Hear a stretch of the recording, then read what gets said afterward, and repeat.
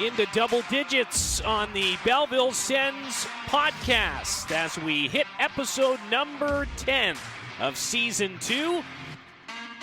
Belleville Sens approaching double digits on their win streak.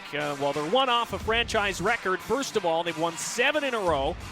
Franchise record is 8 from the 2020-2021 season. There's a lot of 20s in there. David Foote here, Brock Ormond along as well as we recap the week, which only featured one opponent despite 3 games. And we'll get you teed up for a couple matchups with the Toronto Marlies coming up this weekend, and then yet another road trip as the Sens continue to roll through January. It's been quite a stretch for the Belleville Sens, Brock. They go out to Winnipeg. They win both games on that trip, which is a difficult thing to do. They come home, they beat the Moose again, and 7 in a row. Things are looking pretty good in Belleville Sens land right now. Yeah, it's been an outstanding stretch of hockey. And beating the same teams a couple times, it's not as easy to do as people think. And they end up taking down Toronto 3 times on that stretch. Same with Manitoba, and then you got Laval in there as well. So that's not an easy thing to do at all, to beat the same team when you're matching them and having to adjust strategies and systems and all that. But Belleville finds a way, and a couple of comebacks in there. And last night, or the Wednesday night, was just a simple shutdown game, 4-0, with Mads Sogaard picking up the shutout against a Manitoba team that was a little bit fired up from that weekend sweep by the Sens when they lost, and would Sens beat them in Manitoba. And Belleville just kept stringing them along and got that late goal in the second, which proved to be the difference, really, and then really ran the table with a couple of those quick goals in the third, and then won it on the empty netters. So nicely done by the Sens, and very much they've got a chance to really extend that and set a new record, because they've proven they can beat Toronto multiple times this year already. Yeah, we'll have plenty of analysis throughout the show. Interview-heavy show as well this week, because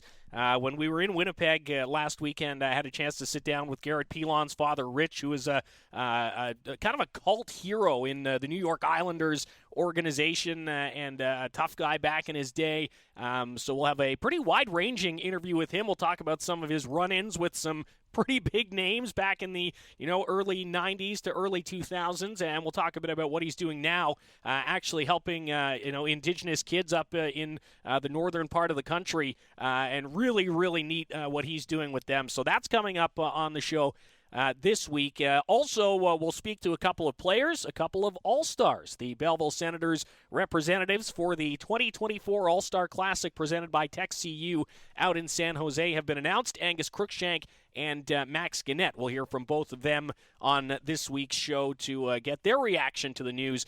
Pretty sweet that Belleville's got 2 representatives heading to the All-Star Classic this year. Yeah, absolutely, and it's well-deserved, too. Angus Crookshank was the Sens' leading scorer before he was shipped to Ottawa. And then Max Guenette, one of the top defense scorers in the AHL, which is just incredible stuff, and well-deserved for Guenette to get himself an opportunity, because he's one of those unheralded Ottawa prospects this year that seems like really hasn't gotten the looks, or hasn't gotten the attention that he deserves. So him getting a chance in Belleville to really flourish and put himself in a good spot to be an All-Star is very well done.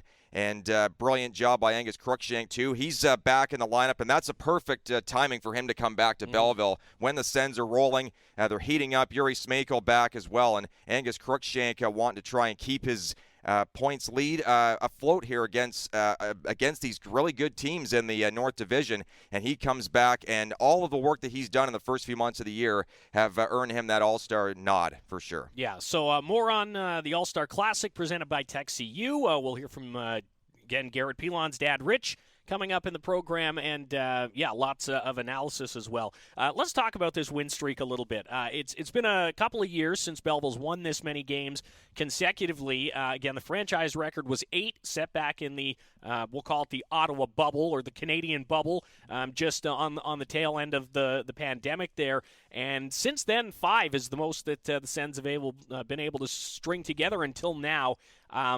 And if you look at, we're almost at the halfway point, so if you want to split the first half into quarters, it's been almost a complete 180 for this group. When you look at the first month and a half of the season, October, November to November, December, and now into January. And I think we're starting to see the difference that a little bit of time and a little bit of brewing chemistry can make when it comes to the results. Yeah, that's right. And these guys, for the most part, have been together all season long, too, outside of a couple of call-ups and PTOs and all that. So that's the key there, and chemistry is so important, especially when it's a team that's kind of struggled a bit last year, end up with a 500 record, and then they come in with actually really largely the same number of core guys with a couple additions of key players like Garrett Pilon and Josh Curry. And you can't understate how important that is when you get a championship type of guy like Garrett Pilon in.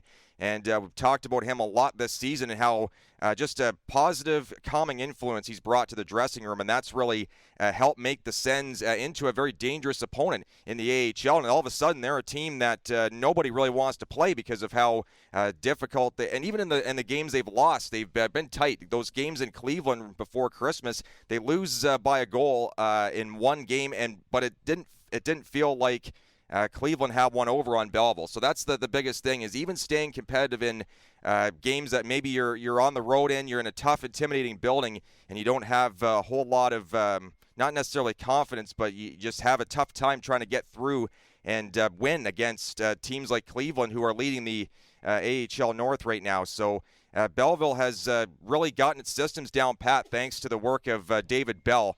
And it really helps that he's in his first year as head coach, too, to really get everything down pat and get his systematic play in order. And his team has really bought into that sort of attitude.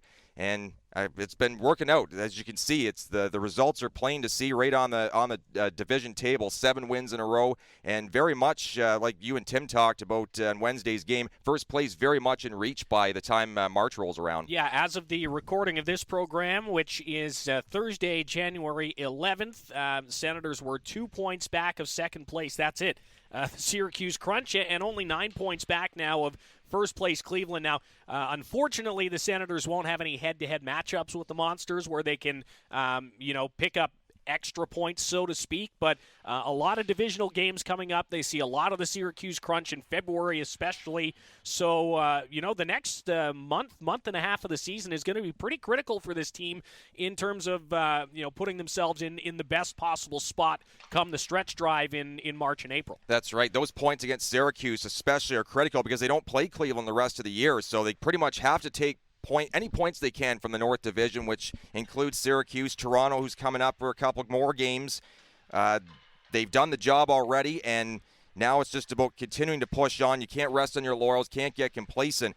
And, going into the AHL All-Star break, which is less than a month away now, and they have those 2 big games on that weekend of the All-Star break in Syracuse. And not to say that it's, season over or they're not going to get back to that spot if they don't beat them, but definitely taking at least 2 points, ideally 3, even better 4 would be so crucial. But the AHL is such a competitive league, and you very well could find yourself in a hole after being in such a good spot. So the Sens definitely have to keep their pace going because that Syracuse team is so tough, and they've played Belleville very difficultly in the CAA arena in particular. So it'll be very interesting to see how Belleville matches up against them because I haven't seen them in a while. I haven't seen them for a couple months now. So those games are very crucial, and every game really is. But, of course, those divisional battles can mean the difference between a potential first-place finish and being on that bubble, that 5th and 6th spot. All right, so you mentioned the defensive structure. That's obviously been the biggest key for the Belleville Sens over this recent run. I mean, in that series with Manitoba, if you want to call it that, the last 3 games outscoring the Moose 9-2 over a 3-game span. Over the course of this 7-game winning streak, Belleville's not allowed more than 3 goals, and they've only done that once. Otherwise, it's 2 goals or less.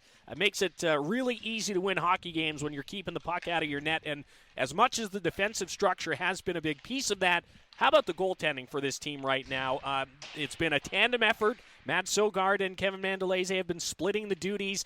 Mando's now won 4 straight games. Sogi's now won 3 straight games, picked up his second career shutout on Wednesday. You can't do anything in this league, or really any hockey league for that matter, without good goaltending, and the Belleville Sens might have arguably the best 1-2 punch in the American Hockey League at the moment. That's right, and then they got a third guy in there in Levi Marilainen that could very well be an AHL goaltender right now on this Sens team and just about any other team, because he's put up some outstanding numbers in the ECHL with the Allen Americans.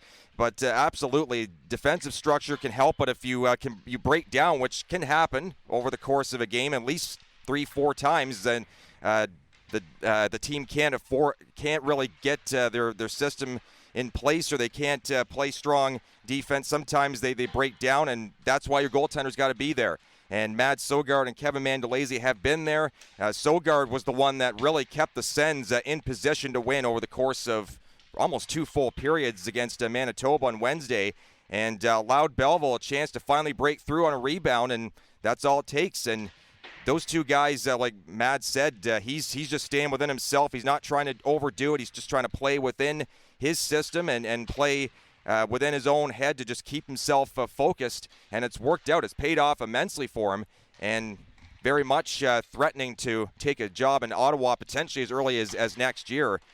He's gotten his chances up there, but now I think this time around it's probably better off that Mads and Kevin Mandolese stay together as a 1-2 punch in Belleville, trading off each other and giving each other a chance to succeed and win, and it helps having a good backup goalie to rely on, and those two guys have really leaned on each other through the whole season.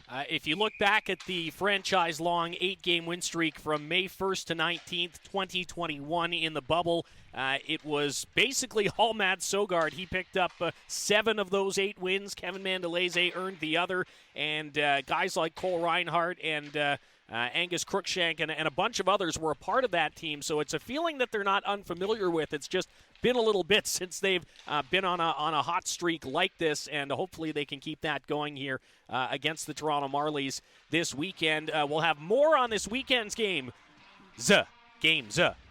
Coming up later on in the program. We'll take a short break. When we come back, we will talk a little bit about Garrett Pilon, his attitude, what he brings to this team, and then we'll hear from his dad, Rich. You'll find out where he gets it from, because I can see a lot of parallels between the two when we talk to Rich Pilon when we come back. It's episode 10 of Season 2 of the Belleville Sens podcast on the Belleville Sens Entertainment Network. Back in a sec.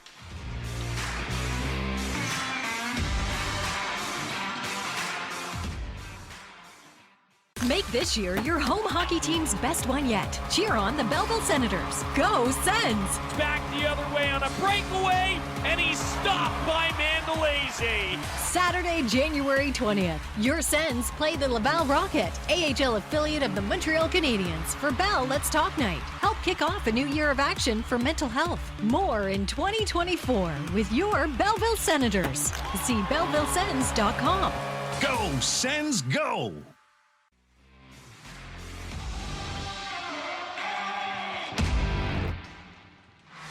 Continuing on, episode 10, season 2 of the Belleville Sens podcast. Again, recording this on Thursday, January the 11th.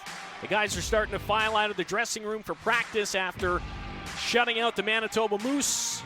Starting to work on the specifics that Dave Bell feels have made a difference in this 7-game win streak. We talked a little bit about that in segment 1. We'll tee you up for a couple matchups, a couple more rounds of the Battle of Ontario coming up later in the program. But interview time on this week's show. Again, 3 interviews for you. Talk to Rich Pilon first, and then we'll hear from Belleville's recently announced All-Stars, Angus Crookshank and Max Guenette as well. Before we get to Rich Pilon, let's talk about his son, Garrett. We've talked about him since day one of the season and the first episode of the podcast in what it means to the organization to bring in a player of Garrett Pilon's caliber, of his experience, of his pedigree. And we've seen, I think, in droves, the dividends that has paid off, both on the ice and off for this club. Garrett Pilon has been a leader since day one, and no more evident than in Wednesday's game. He gets a pretty hard knock about 4.5 minutes in, and was visibly hurt, missed a bunch of shifts, but stayed in the game to play the rest of the night, partially because Roby Järventie was injured. But that's just the type of guy that Garrett Pilon is. Like, you could see he got back on the ice, took a little hit. You could tell he was still in some discomfort, but it didn't deter him. He really does lead by example, especially when it comes to that effort and that grit that it takes to win and for him become a Calder Cup champion. Yeah, that's a dogged determinator in him, and it comes through genes, really. Rich Pilon was like that through his whole NHL career. Played with the 2 New York teams, Islanders and Rangers, finished with the St. Louis Blues.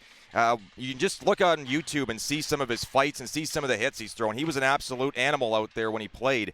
And 1,700-plus penalty minutes, not a big score. Garrett has a bit more of a goal scorer's touch, but you can definitely tell the Pilons have fed off each other through their whole career, and Rich is the type of guy that he'd give the sweater off his back for you, and Garrett very much the same way. That's kind of bled right down through the years, and you could just see the kind of parallels between the two guys when they get physical in particular. But Garrett is the type of guy as well that, like I alluded to earlier, he's a positive influence in the dressing room. Don't see him ever too upset or unhappy whenever he's around the dressing room. He's always smiling, always happy, always has a positive word or a little bit of advice or a tip for somebody, which is what you really want to have. And, of course, that championship experience doesn't hurt either from the 2023 Calder Cup run with the Hershey Bears.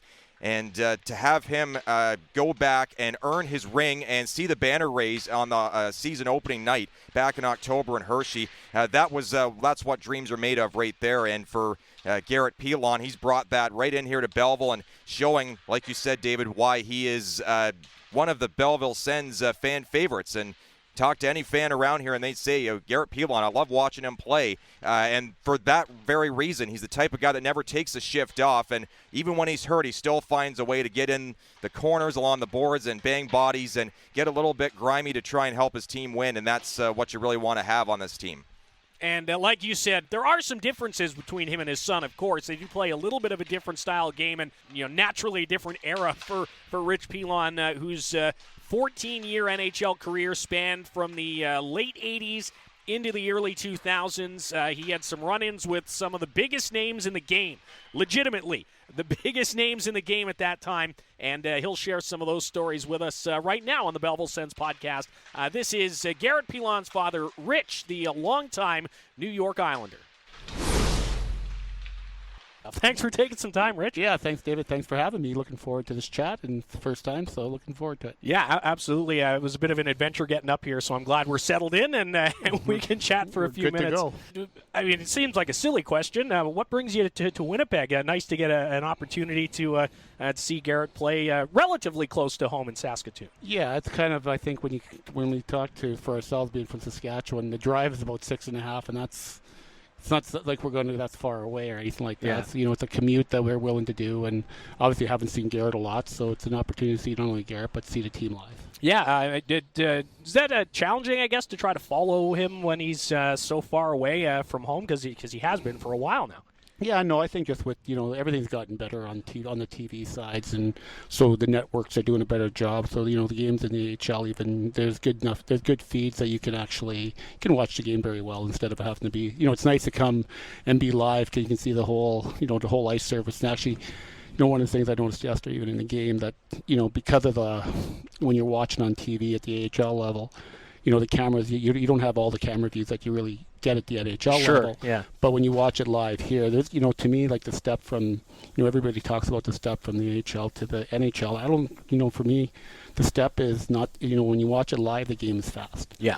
And, for these players that are trying, you see, when they're trying to get into a league of the next level and playing the NHL, this is the game. This is the, if you're going to put some time in and work on things you need to work on to be at the NHL level. The AHL is a great place for development. Yeah, it's amazing. And our fans in Belleville are really starting to learn that, I think. The quality of this league, the importance of this league in developing players to the NHL level. Now, you didn't play much in the AHL, right, in your pro career, a handful of games there for a bit? Yeah, I got, when I was with the Islanders and under Al Arbor, he had a thing where if you missed 2 weeks of hockey, you automatically, for guys that were younger guys in the system, you had to go play 2 games. Right. So you would go down on a 2-game, basically, recall, yep, then come right back up. So, obviously some guys got set down and stayed a little longer, but I know with the guys that were legit pros or that had been on the team for a while, it was always he would send you down for 2 games. Yeah.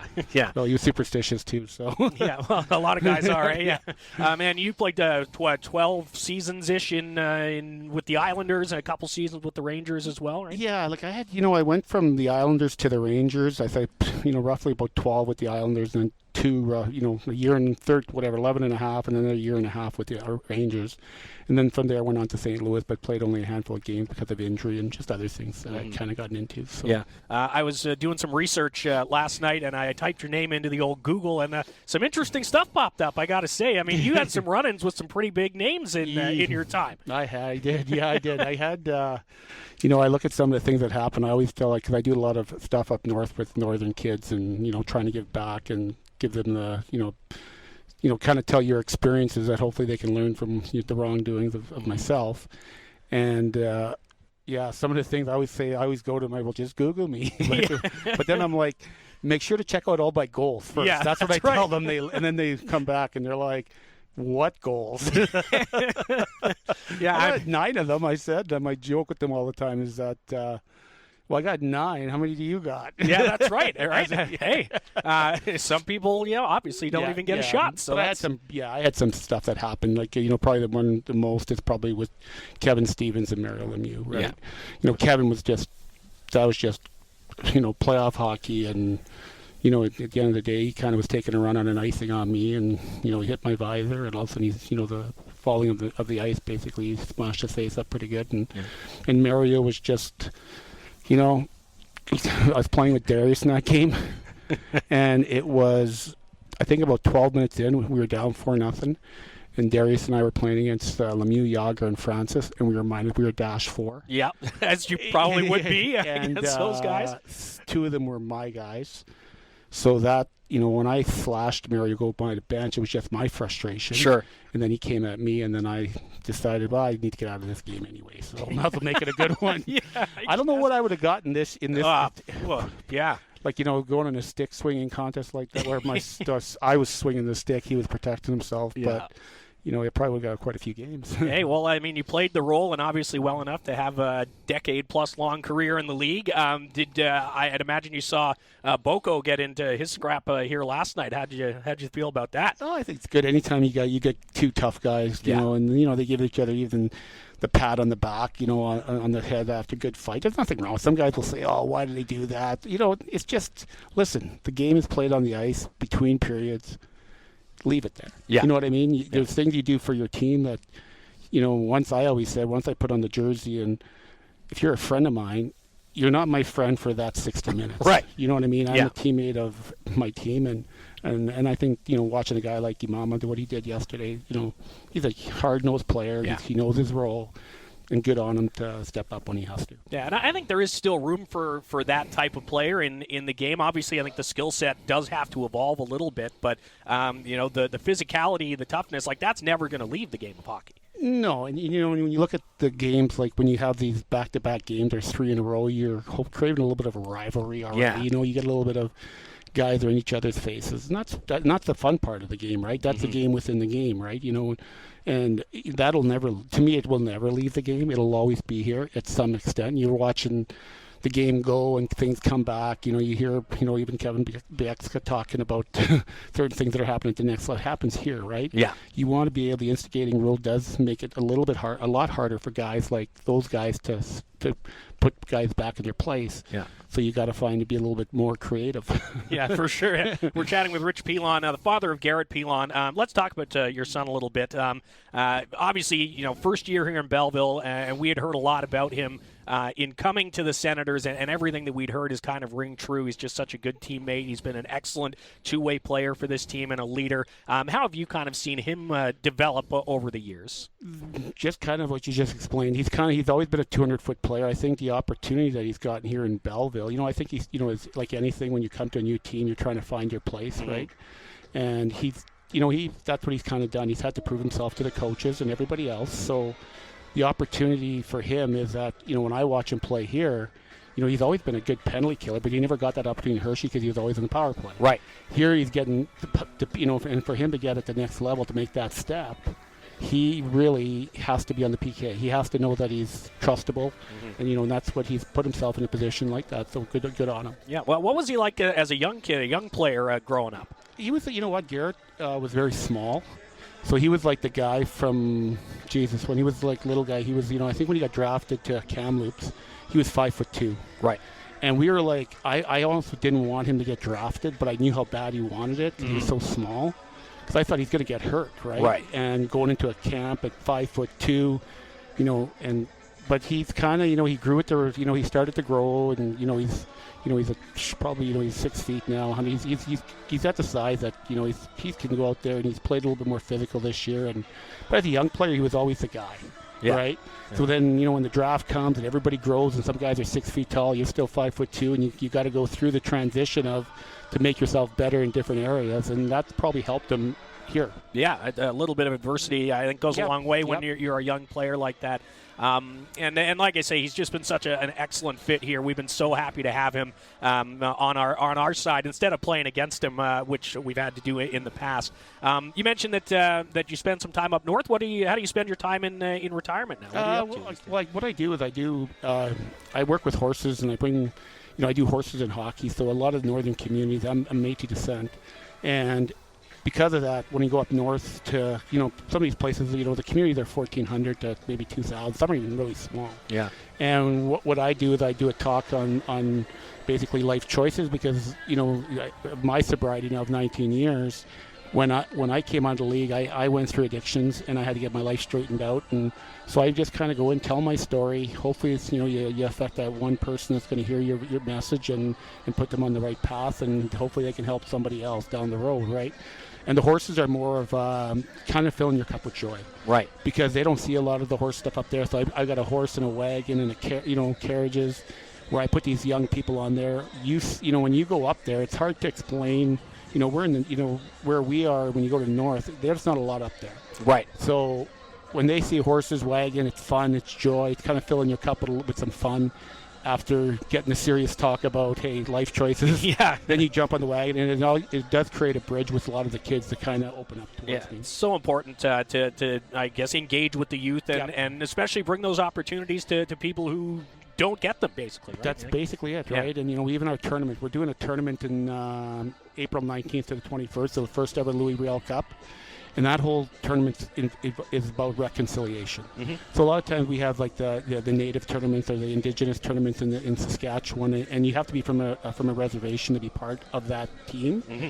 This tournament here is more about reconciliation, where you have to have two of a culture on your team. Okay. 2 indigenous, 2 non-indigenous, 2 for indigenous, 2, right? You can have 2 Inuit, but you got to have a minimum of 2, and you can have a majority of indigenous players. So it gives an opportunity to bring everybody under one roof from all different cultures, not just be an import, bringing in a stud. Now you got to have a minimum. So we're really trying to speak the language of reconciliation. Yeah, that's amazing. And as are we at home. We see the land acknowledgements before the games here. Obviously, we have a pretty strong connection to the folks on the Tyendinaga Mohawk territory just down the street as well. And it's great to see those kinds of actions being put out and being put forward. That's great. This has been fantastic. I think we might be running short on time, but I guess what are you looking forward to most about the game today, about being able to see Garrett play in person? Well, I think it's just like watching I enjoy the game. I watch the game every night, whether I'm watching Garrett or the NHL, or I love watching the game within a game, watching certain things that are happening before draws, all the stuff that we kind of miss from when we're watching at home. Yeah. And I think just for the Belleville Senators with the coach, the cultures seems like it's setting in right now with, the guys they brought in with Garrett and Highmore, Curry. Yeah. Some of these guys have some really, they're here for a reason, and it's to bring the culture, and it starts with culture. I look at the Vancouver Canucks, what Tocchet did. This is what you want to create. You want to create accountability.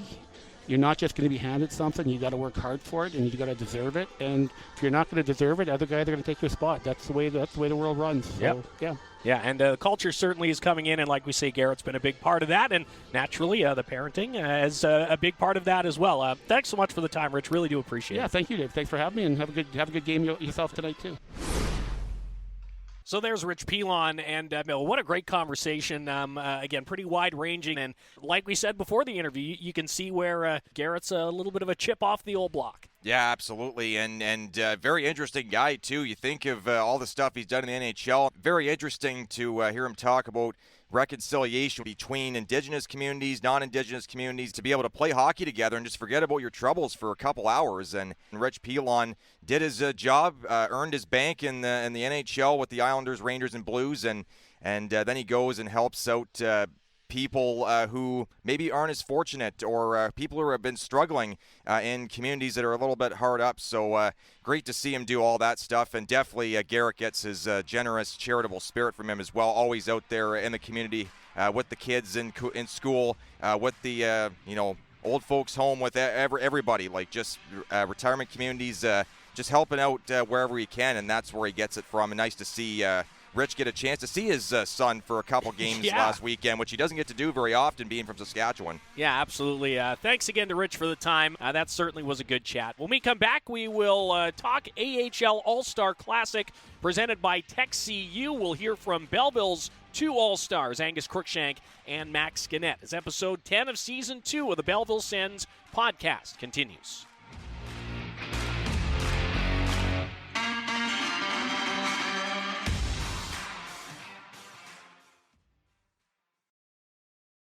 Best night out in the Bay of Quinte for you and the kids?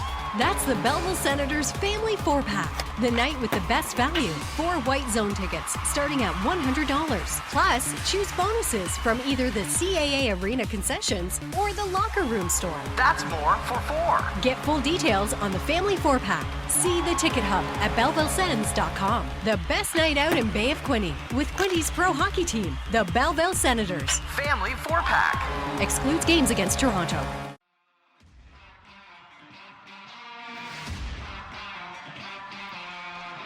Continuing on the Belleville Sens podcast, Season 2, Episode 10, David Foote and Brock Ormond here. Time to talk a little bit about the AHL All-Star Classic presented by TechCU, happening in San Jose, California. On February the 4th and 5th, the All-Star Skills on Sunday the 4th, the tournament, if you will, the 3-on-3 showcase on February 5th. Max Guenette and Angus Crookshank will both go. And they'll join a pretty good group out of the North Division as well. Cleveland has 3 representatives: Jake Christensen, Trey Fix-Wolansky, and Jet Greaves. Logan Mailloux named from the Laval Rocket. Yuri Kulik, who had an excellent World Junior Tournament recently. Isak Rosean, also from the Rochester Americans. Syracuse sends Gage Gonzalez, goaltender Dennis Hildeby, and speedster Alex Steeves from Toronto, who we'll talk about in a little bit. And then Graham Clark goes from the Utica Comets. That is a formidable group for the North Division, and I like their chances. Yeah, North has got a lot of great players between, the Belleville Sens, Rochester, Toronto, all really good teams. Laval, too, Syracuse. It's always been a competitive division ever since Belleville's come into the league, so it's always nice to see those guys get their opportunities, and especially really struck by Jet Greaves of Cleveland and how well he's played. He's been a big reason why the Monsters are sitting first in the AHL's North Division.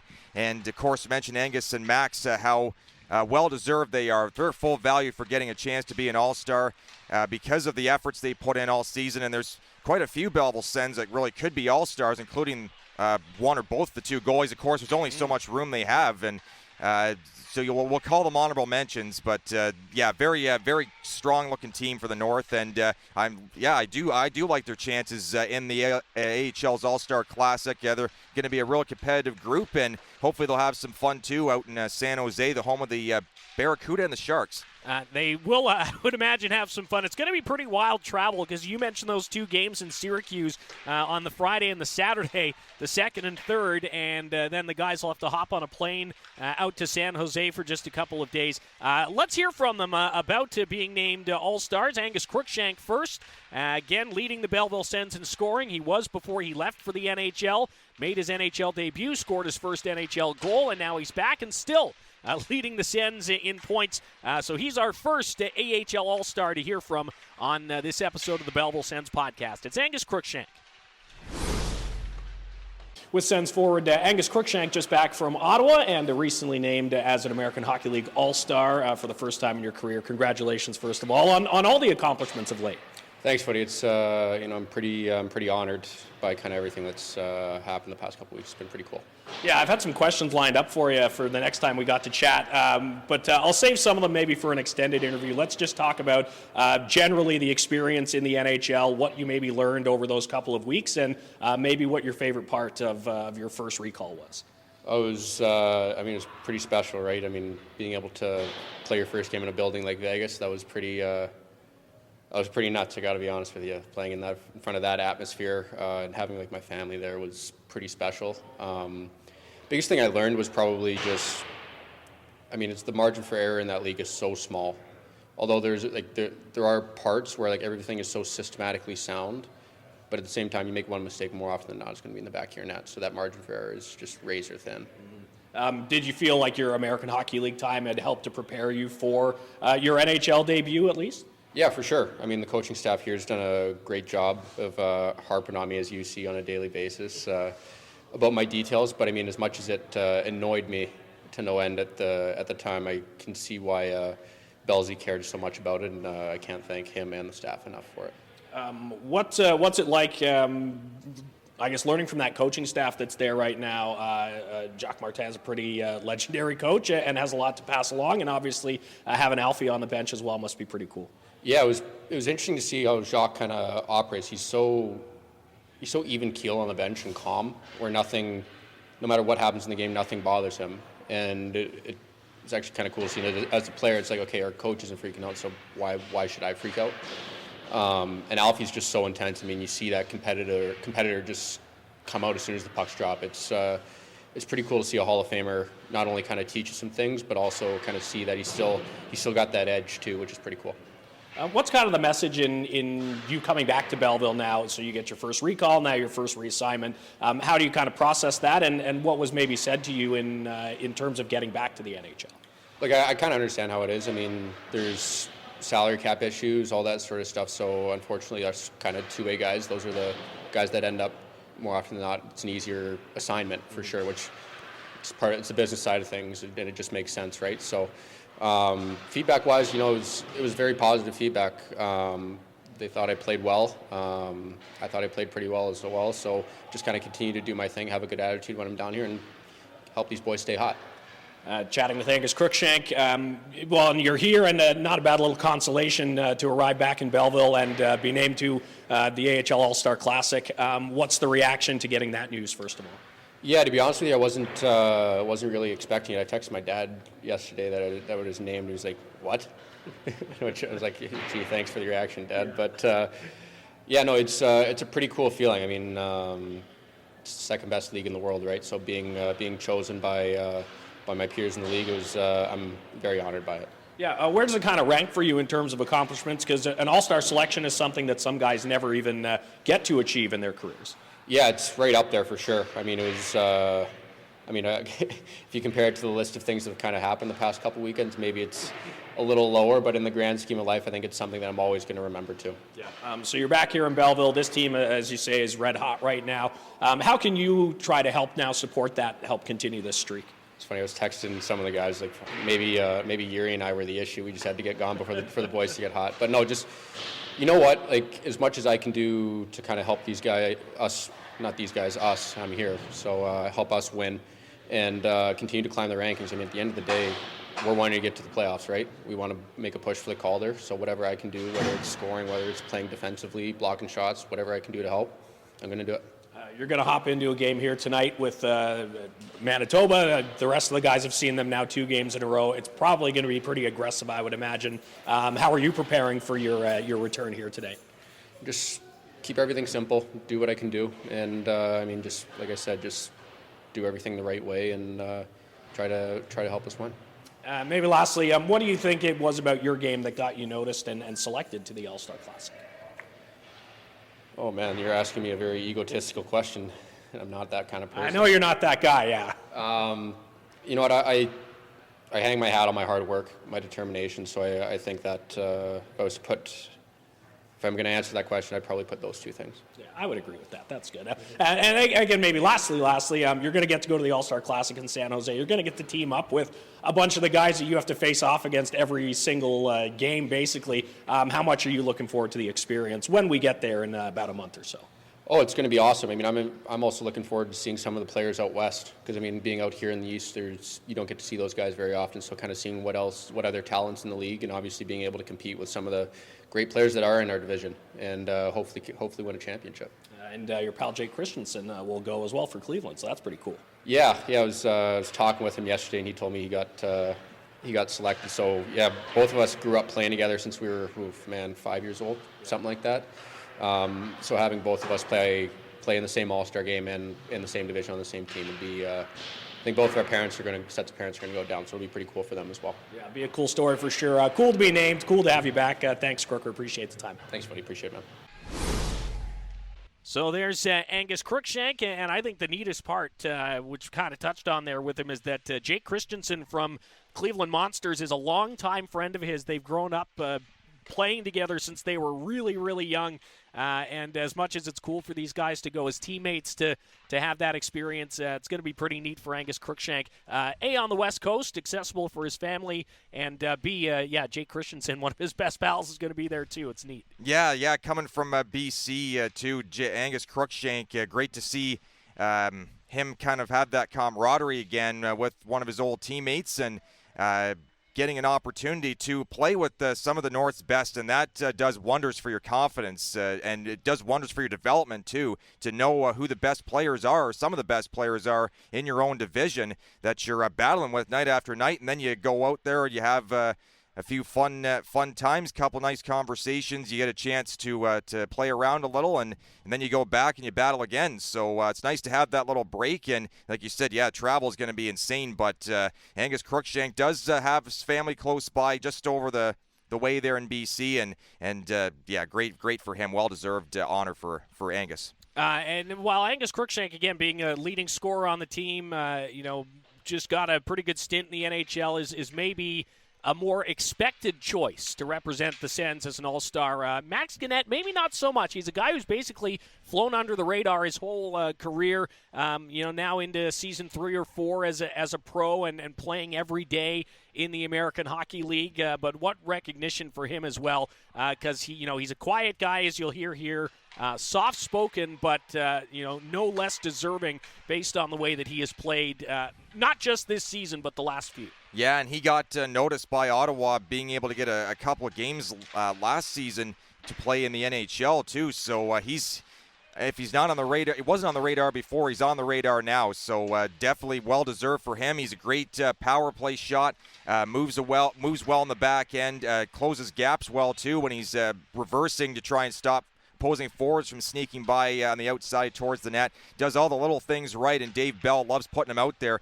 You'd say he's pretty much a top 4 defenseman for the Sens right now, and being paired with the likes of Dylan Hetherington and a few other guys definitely has done wonders for his development as well, and kept himself in the conversation as one of probably the most underrated defensemen in the league. Yeah, that's a fair statement. Let's hear from Saint Foy Quebec's Max Guenette on the Belleville Sens podcast. We're with Sens defenseman, Saint Foy Quebec's Max Guenette, and AHL All-Star. How does that sound? It sounds good. Really happy to be chosen to go there for 2 days. No, it will be exciting. Yeah. No, it's positive for me. I want to talk a little bit about, getting the news and kind of your career to this point now. It's quite the accomplishment for any player to be named to an All-Star team. No, exactly. Like you said, it's pretty nice to get that opportunity, just to show up there and have those 2 days, more like a rewards or anything like it. But no, I think I came from far, pretty much 7th round. I think I just managed to, do my thing and try to improve and get better every year. And now that I'm at this point, I think I'm just looking higher and getting better, getting more opportunities too, and probably, taking a step again. Yeah, I mean, you've ticked off a lot of boxes, obviously, you know, here with the franchise. You make your NHL debut last season. Where does this kind of rank for you in terms of things that you've been able to accomplish in your career? It's pretty high, I think, but no, I'm thinking like a normal day. I think it's just, yeah, it's a reward for me, but at the end of the day, like, I want to play in the NHL, so I think it's just an accomplishment for me, and it proves that I'm doing a good job right now. And no, it's just taking one step. It's a good thing to add to my resume, I think, too. So no, it's positive. Yeah, absolutely. It's nice to have on the resume. How would you kind of say that your game has come along over the last 3 or so years? You know, you're a pretty steady, everyday professional player now. What's changed for you since the junior days?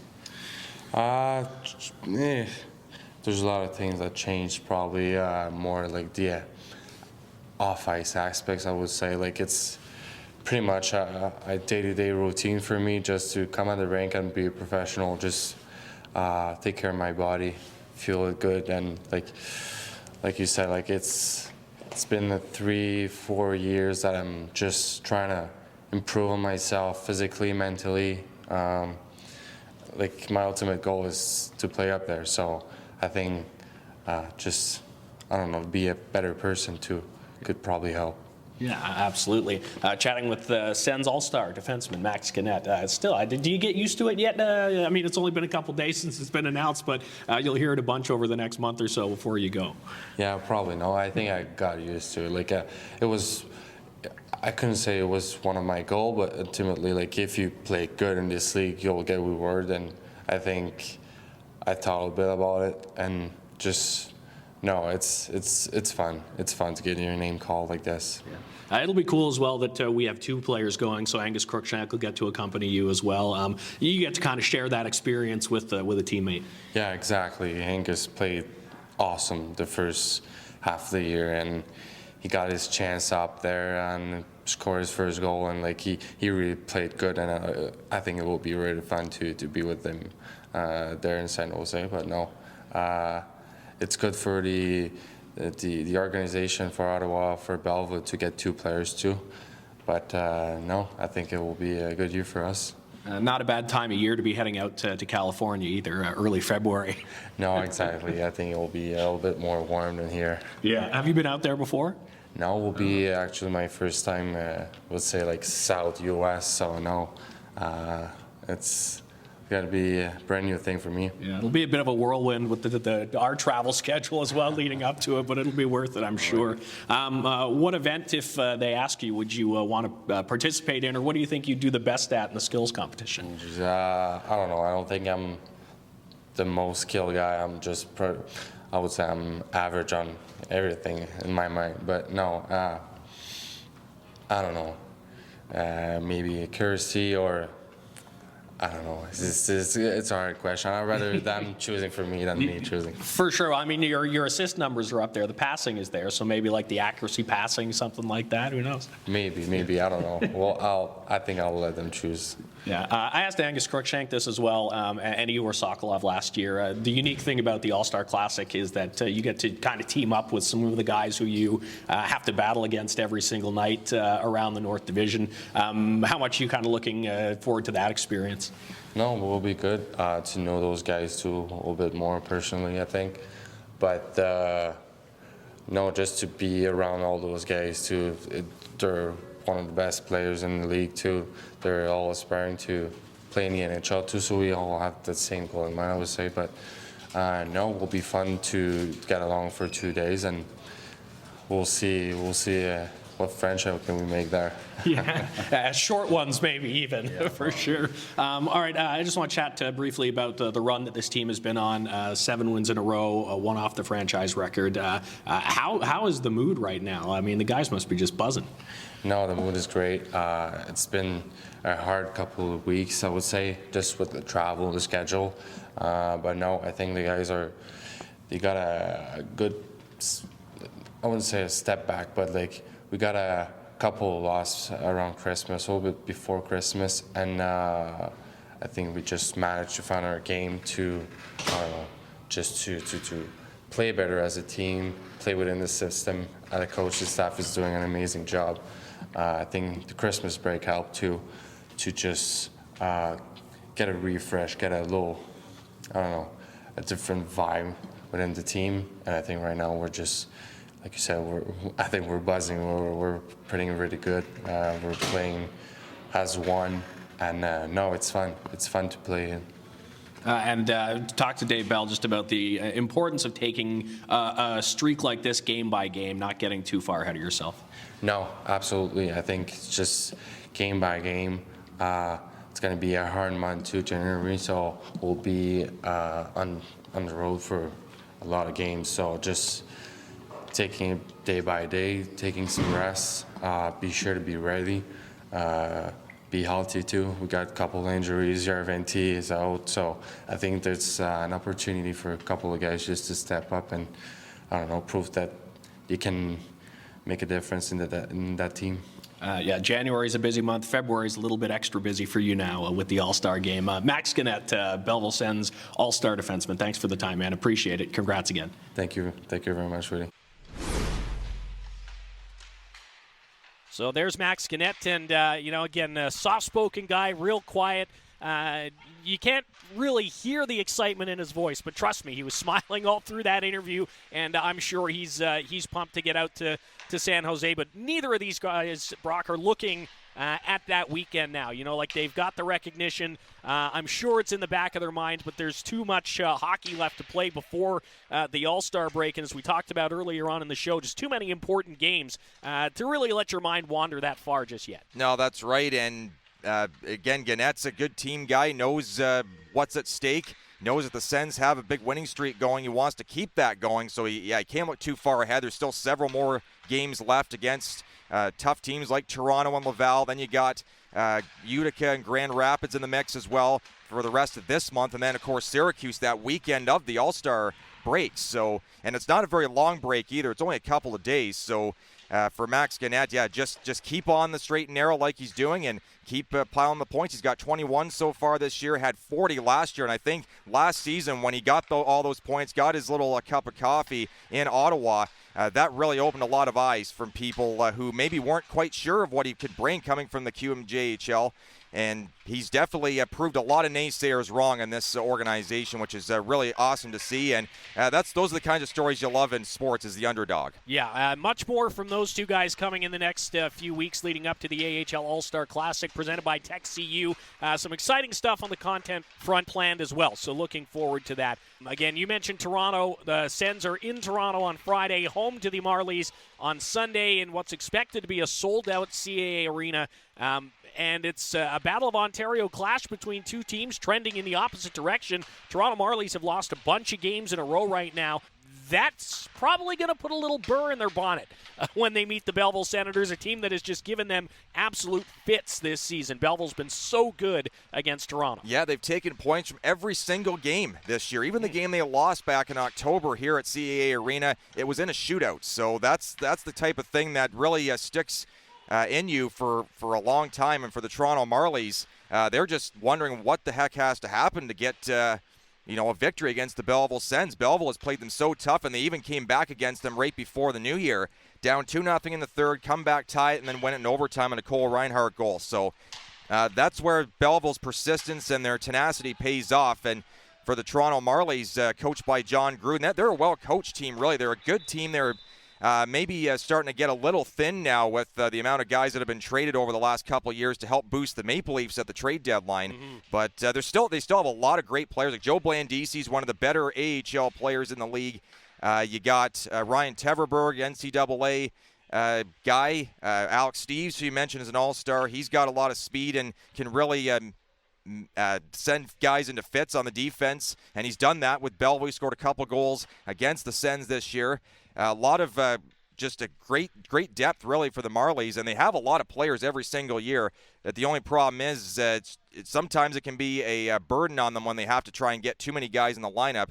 So Belleville's had a lot of success. They played really, really well against Toronto the whole year, and 2 more big games on the weekend, including hopefully a successful Sunday. And by the end of the weekend, they could have a record. Yeah, franchise record. Absolutely. And Toronto has lost 7 in a row. Points in 2 of those 7 games.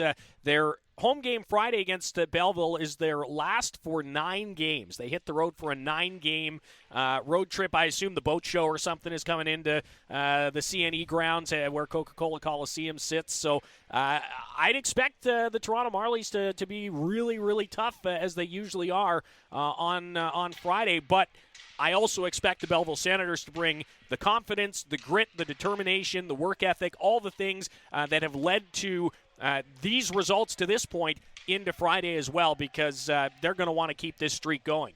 Yeah, absolutely, and the Coca-Cola Coliseum's always been a tough building to play in with the amount of Marlies/Leafs fans that come in there.